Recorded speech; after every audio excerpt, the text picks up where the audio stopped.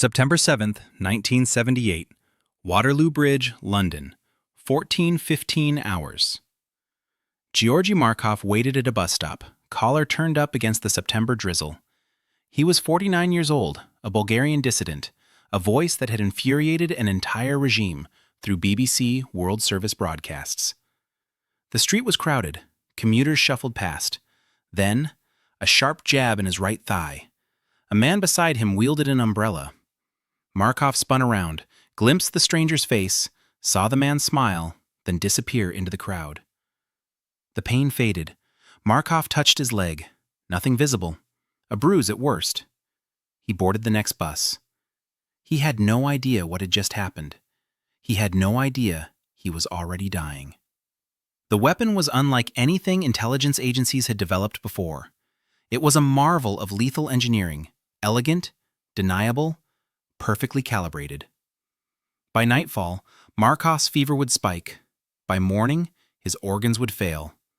By September 11th, he would be gone. 4 days to death from a sting smaller than a mosquito bite. Georgi Markov was not a soldier. He was a writer. Every Tuesday and Thursday, his voice crossed the Iron Curtain via BBC World Service radio broadcasts. From London studios, he narrated stories of Bulgarian oppression, secret police torture, regime propaganda, false show trials. Todor Zhivkov's communist dictatorship heard every word. Those broadcasts were daggers pointed at the regime's heart. Sofia did not forgive. Sofia did not forget. When propaganda failed to silence Markov, when exile could not contain him, the regime reached for something else, something final. By evening, Markov's temperature climbed. A chill seized his body. He told friends he felt unwell, mentioned the umbrella sting as a curiosity, an absurdity. By midnight, his fever reached 104 degrees Fahrenheit. Doctors examined him. No puncture wound visible, no apparent injury. His white blood cell count surged wildly. His body mounted a catastrophic immune response. Blood tests revealed nothing. The illness was paradoxical. The infection invisible, the symptoms cascading. Medical science had no framework for what was happening inside Georgi Markov's body. The doctors could observe his decline, but could not explain it. They could not treat it. They could not save him. St. James's Hospital, Westminster, September 11th, 1978. Georgi Markov's organs shut down in sequence: liver, kidneys, heart. His final hours were agony. The fever that had soared now plummeted into shock. Markov was conscious. He understood he was dying. Medical staff fought with every intervention. Nothing worked. At 10:45 in the evening, his heart stopped. He died not from violence, not from illness, but from something that had no name. Something that had pierced his leg at a London bus stop. Something invisible. Something that remained, even in death, undiscovered. Georgi Markov was born into Bulgaria during the reign of Tsar Boris III. He studied literature. He wanted to be a novelist. What he became was something far more dangerous: a witness. Under Todor Zhivkov's communist dictatorship, Bulgaria was a closed chamber. Dissidents disappeared. Writers were imprisoned. The regime controlled every word printed, every broadcast transmitted. Markov escaped to the West. From London, his voice pierced the Iron Curtain. Every Tuesday and Thursday, he spoke into BBC microphones and told truths Sofia desperately wanted buried. He described torture chambers. He named tortured prisoners. He exposed the machinery of oppression that Zhivkov's regime had perfected. Todor Zhivkov did not accept defeat. Sofia's secret police, the Državna Sigurnost, maintained operatives across Western Europe. London was a hub of Bulgarian dissidents. Markov was visible, famous, unreachable through conventional means. Propaganda could not discredit him. He had established credibility with BBC audiences. Kidnapping would create international incidents. But assassination? Assassination disguised as illness. A death that would puzzle forensic pathologists and baffle toxicologists. That was the answer. In Sofia, within the KGB's Moscow center, operatives began designing a weapon. Not a gun, not a bomb. Something that would change espionage forever. The KGB's Operational Technical Directorate occupied a place somewhere between James Bond fantasy and horrifying reality. Soviet engineers solved assassination problems deemed impossible. How to kill someone in crowded public space without detection? How to deliver poison leaving minimal forensic evidence? The answer was a modified umbrella. Not disguised as an umbrella, but an actual functional umbrella containing a lethal delivery mechanism. The killer could walk past his target, deliver the fatal blow, and vanish into the crowd unnoticed. The umbrella contained a modified pneumatic device, essentially a tiny air gun hidden within the fabric canopy. A compressed gas cartridge, when triggered by a hidden button, would release pressure sufficient to fire a projectile through human flesh. The projectile itself was engineered from platinum-iridium alloy, a metal chosen for its density and resistance to degradation. The pellet measured precisely 1.70 millimeters in diameter, small enough to cause a wound that might initially seem insignificant, yet large enough to carry sufficient payload. From conception to execution, the weapon embodied Cold War technological mastery. It transformed an everyday object into an instrument of state murder. The pellet was hollow. Inside this 1.70 millimeter sphere was ricin, a protein toxin extracted from castor beans. 1 microgram of ricin can kill a laboratory mouse. 3 to 8 milligrams can kill a human being. The Soviet engineers calculated the exact quantity needed, enough to trigger cascading organ failure within 4 days, yet small enough to fit inside a pellet the size of a grain of salt. The pellet's exterior was sealed with a specially formulated sugary coating that would dissolve at precisely 37 degrees Celsius, normal human body temperature. The ricin would be released into the bloodstream slowly, avoiding immediate symptoms that might send the victim to doctors too quickly. The poison would work methodically, systematically, invisibly. The assassin selected an umbrella indistinguishable from those sold in any London street market. Brown, ordinary, invisible. The pneumatic device was integrated so skillfully that even close inspection would reveal nothing. The trigger was positioned where a natural grip would rest. The barrel was angled to fire downward and slightly backward, optimized for striking the thigh of a man standing nearby. Every component was designed to survive forensic examination without arousing suspicion. The weapon was not just engineered to kill. It was engineered to kill while appearing to be nothing more than shelter from rain. Bulgaria's intelligence service wanted to refine the weapon before the primary assassination. In Paris, on August 7, 1978, exactly 1 month before Markov, another Bulgarian dissident named Vladimir Kostov felt a sharp jab in his back while crossing a street. The umbrella weapon had fired. The pellet lodged in his spine. But Kostov's clothing was thick. The coating on the ricin pellet did not dissolve properly. His immune system recognized the foreign object. Within hours, Kostov felt the effects and sought medical attention. He survived. The pellet was later removed.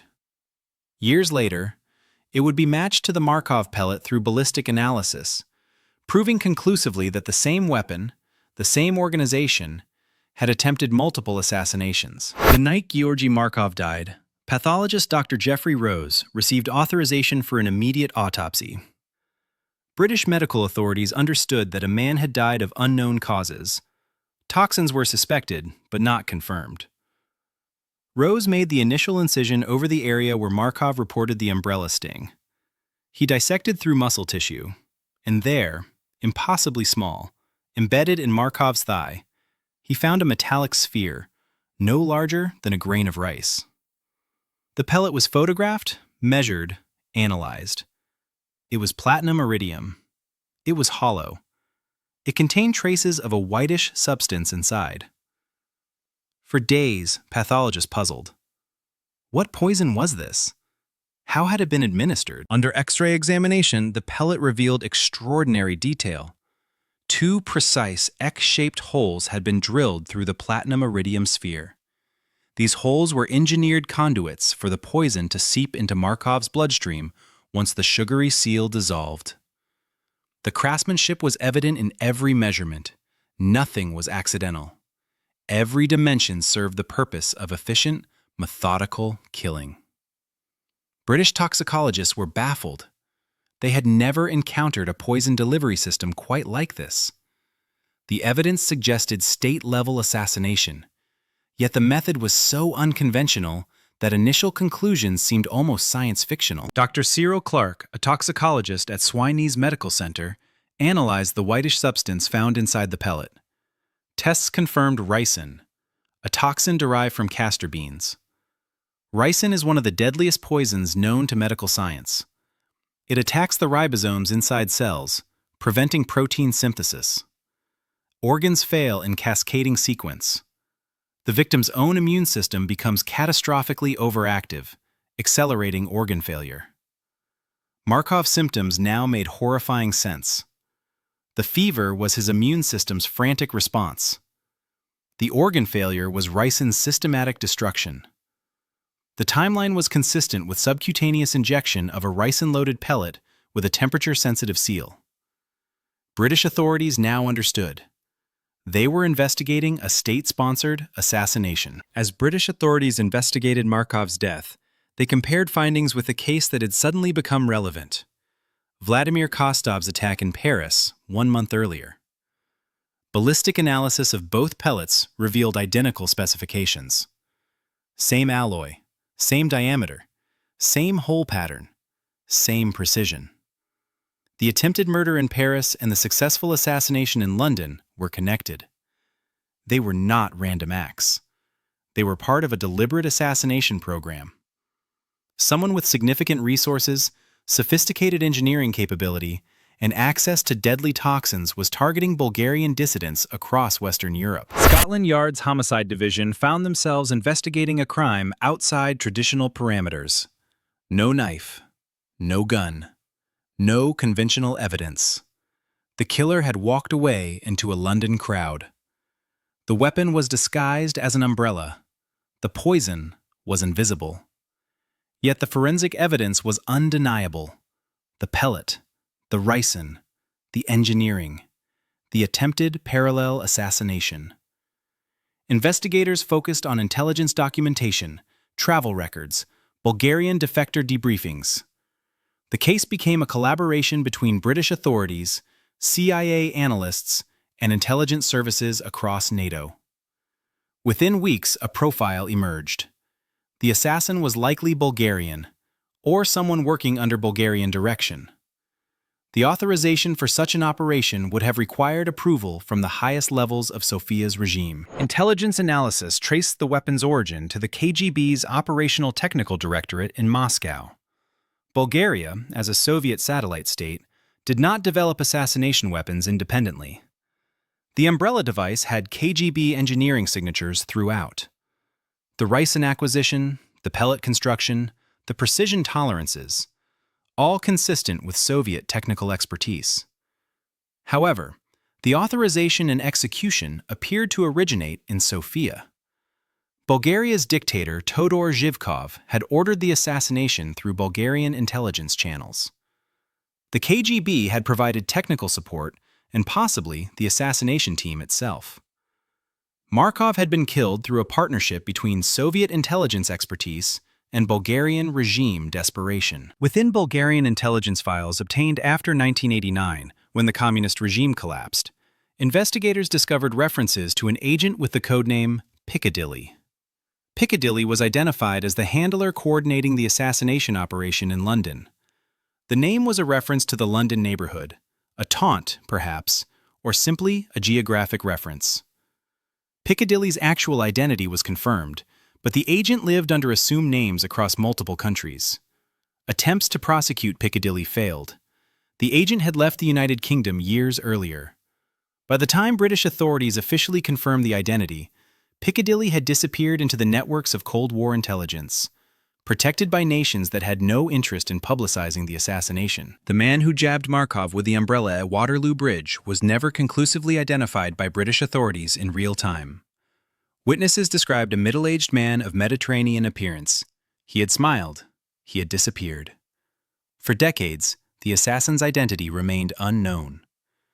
Markov had glimpsed his killer's face for perhaps 2 seconds. That was the only testimony available. Intelligence services retained theories, but concrete evidence remained elusive. The case grew cold. Years passed. The Berlin Wall fell. The Soviet Union collapsed. Files surfaced but remained incomplete. The assassin, if still alive, was unlikely to ever face prosecution. After the collapse of Bulgarian communism in 1989, British authorities hoped for breakthrough revelations. Intelligence archives were opened. Yet Sofia's new government proved reluctant to prosecute the assassination. Political calculations intervened. Bulgaria was transitioning to democracy, but sought to avoid international incidents that might destabilize the new regime. Moscow maintained influence.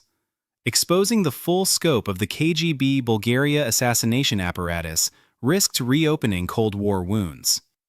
The case stalled. British authorities pushed for prosecution. Bulgarian officials offered limited cooperation. Files contained redactions. Key witnesses were unavailable or deceased. The investigation became mired in diplomatic complexity. The umbrella itself was recovered from the Waterloo Bridge crime scene. British authorities took possession of the weapon and placed it in evidence.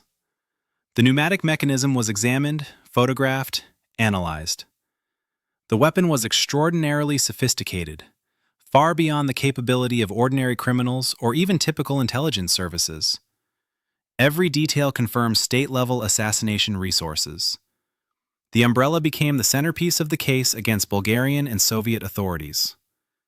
Yet possession of evidence and prosecution are separate matters. The umbrella was locked away in British security vaults, a physical remnant of Cold War killing that would never result in courtroom proceedings. In 2005, Swedish television broadcast a documentary about Cold War assassinations. The program featured analysis of the Markov case and presented a theory. Francesco Guglino, an Italian-Bulgarian agent allegedly trained by the KGB, might have been the man with the umbrella at Waterloo Bridge. Guglino was a shadowy figure, a fixer known to work for Soviet and Bulgarian intelligence services across multiple countries. The evidence was circumstantial but compelling. His presence in London during 1978, his training in assassination techniques, his connections to both Sofia and Moscow. However, Guglino's current location was unknown, possibly deceased, possibly living under another identity. The revelation excited investigators, but ultimately changed little about the case's prosecution status. Francesco Guglino's background, as pieced together through intelligence databases, suggested expertise in covert operations. He had been trained in East Germany at Stasi facilities. He had conducted operations across Europe under various pseudonyms. He was known to Bulgarian intelligence as a reliable asset for sensitive operations requiring plausible deniability.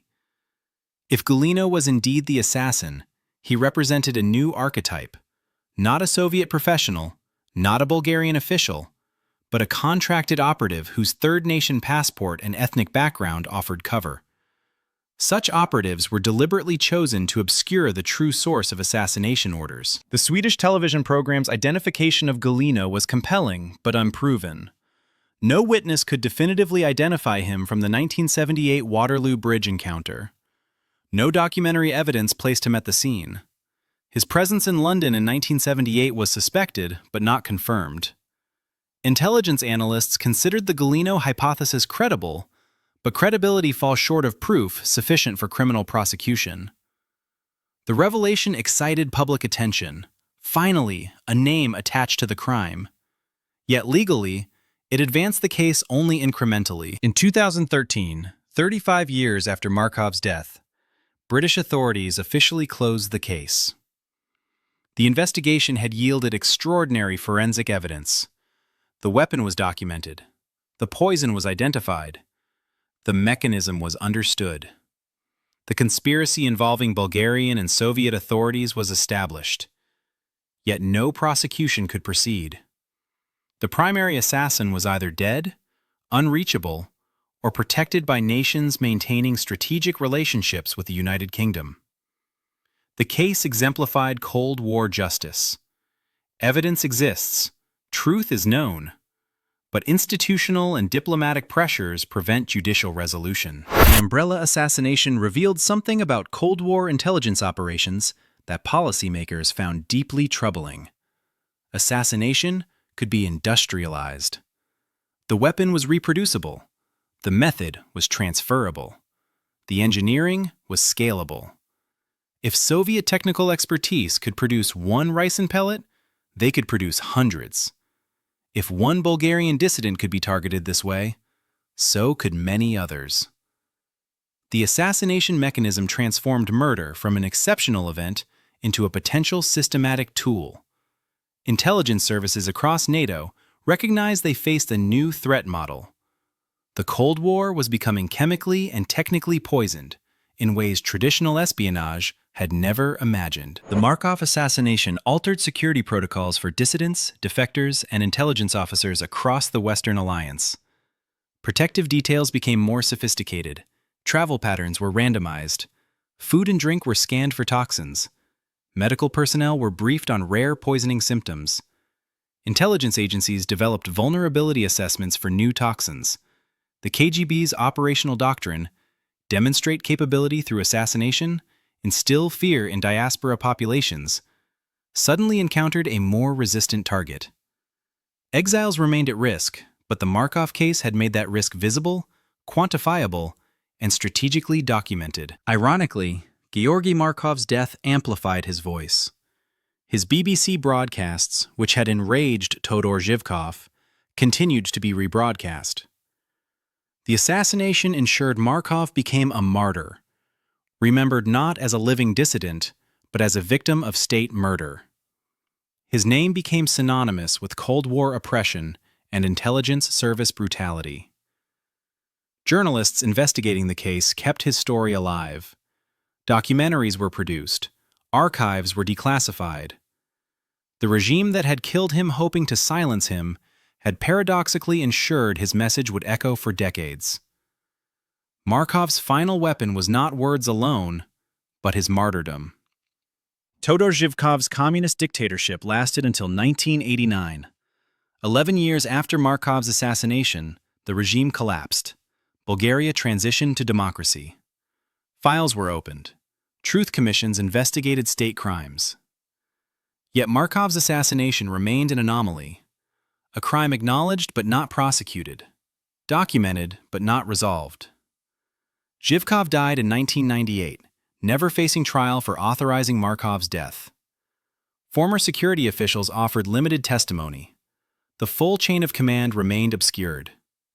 Bulgaria's democratic transition, unlike other post-communist nations, did not prosecute Cold War-era assassination orders. The umbrella has remained in British security vaults, occasionally displayed in exhibitions about Cold War espionage. It is perhaps the most ordinary-looking assassination weapon ever recovered. An observer might pass it 100 times without recognizing its significance. Yet the umbrella symbolizes something fundamental about Cold War intelligence operations. Killing could be made invisible, systematic, deniable. The umbrella's continued existence as evidence, divorced from any prosecution, preserved only as a historical artifact, underscores the case's tragic incompleteness. Justice requires not just evidence, but resolution. The umbrella possesses the former, but remains tainted by the absence of the latter. The platinum iridium pellet recovered from Markov's thigh has been subjected to increasingly sophisticated forensic analysis over decades. Modern imaging techniques have revealed details invisible to 1978 pathologists. The precision of the X-shaped holes suggests machine tooling at tolerances measured in micrometers. The pellet's alloy composition indicates Soviet-grade metallurgical standards. The Ricin preparation reveals state-level bioweapon resources. Every technical analysis reinforces the conclusion: This was not a crime of passion or improvisation. This was assassination, as science, engineering, and state policy executed with lethal precision. The Markov assassination was not unique, though it was uniquely public. Intelligence archives suggest the Soviet Union and Allied services conducted multiple poisoning operations during the Cold War. Alexander Litvinenko was poisoned with polonium-210 in London decades later, another high-profile assassination that demonstrated the KGB's continued willingness to kill dissidents on Western soil. The Ricin pellet, the umbrella, the precision engineering, these represented a specific assassination methodology that may have been employed multiple times. Markov's case was the first publicly acknowledged instance where the weapon itself was preserved and analyzed. It opened a window into a category of Cold War killing that likely extended far beyond his death. The Markov case transformed ricin from an obscure laboratory toxin into a case study in toxicology curricula worldwide. Medical students learned about ricin's mechanism through Markov's autopsy findings. Forensic pathology students studied the case as a model of invisible poisoning. Intelligence analysts used the umbrella assassination as a teaching tool to understand creative assassination methodologies. Ricin, once relatively obscure outside pharmaceutical and agricultural contexts, became recognized as a state-level assassination weapon. Markov's death taught the world something about a poison it had previously ignored. Bulgaria has never formally apologized for Georgi Markov's assassination. The post-communist government acknowledged that the crime occurred under communist administration, but formal responsibility was not assumed. No reparations were offered to Markov's family. No monument was erected to his memory. The case remained marginalized in Bulgarian public discourse, uncomfortable, unresolved, strategically avoided. In contrast, other post-communist nations have confronted Cold War crimes more directly, establishing truth commissions and offering victim compensation. Bulgaria's approach represented a different calculus: acknowledgement without accountability, documentation without responsibility. Waterloo Bridge in London carries no plaque commemorating Markov. No memorial marks the bus stop where he felt the fatal sting. The location is simply a crowded street corner where commuters hurry daily, unaware of the Cold War assassination that occurred there. This absence of public commemoration reflects Western responses to the case. The crime is documented, studied, and discussed in academic and intelligence circles, yet it lacks the civic recognition afforded to many other Cold War martyrs. Markov remains imprisoned in archives, rather than remembered in public space. September 7, 1978. A sting at a London bus stop. Inside his thigh, a weapon smaller than a pinhead carried Earth's deadliest poison. Forensic pathologists found the pellet. Intelligence analysts identified the conspiracy. The weapon was engineered by the KGB, assassination ordered by Bulgaria's dictator. Yet justice remained incomplete. The assassin never faced trial. The regime collapsed without accountability. The case closed in 2013, but remains historically significant. Markov's assassination marked the moment Cold War killing became scientific and reproducible. His death proved exile offered no sanctuary. His martyrdom amplified dissent across decades. The umbrella remains in the vault. Truth remains classified.